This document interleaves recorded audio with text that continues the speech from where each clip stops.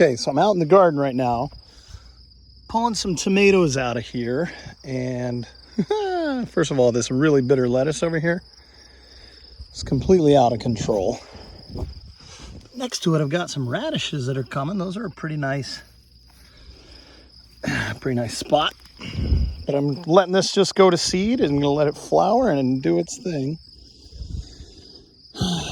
And then this is all a mixture of basil and tomatoes. Well, now my tomatoes here are to the point where they're at least 4 feet tall. And tomato is a vine and it likes to breathe. So I think what I'm gonna do is I'm gonna build some type of, not a lattice, but I'm gonna put some sticks in here and put a string line in between it and let it grow up. This stuff will be 7 feet tall before you know it. I mean, like this one right here is already 4 feet tall. It just wound up on each other. But coming along, and then we've got, this is my pepper plant.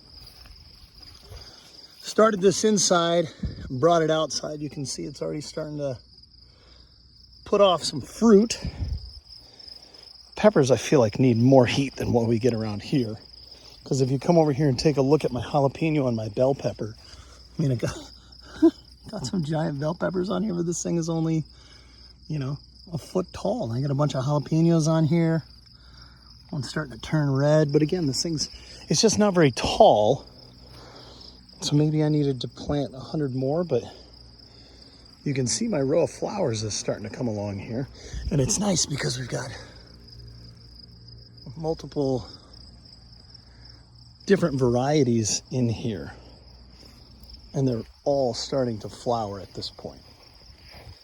They look really, really nice. I got some nice blooms in here coming along.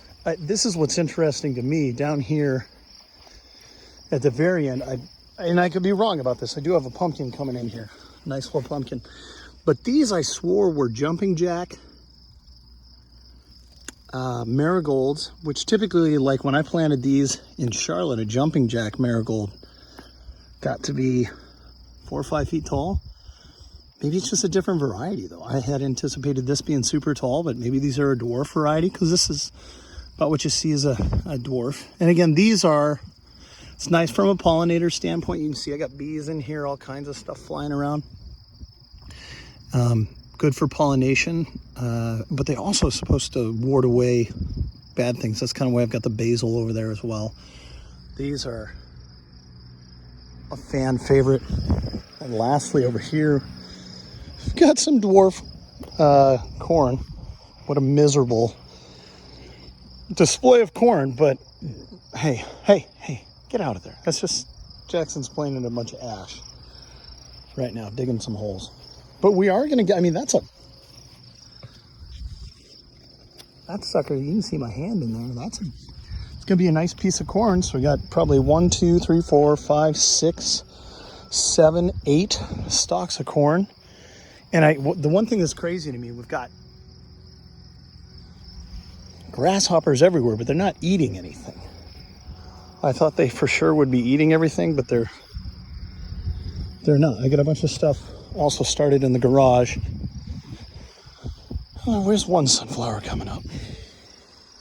But just a little update on how things are going in the garden.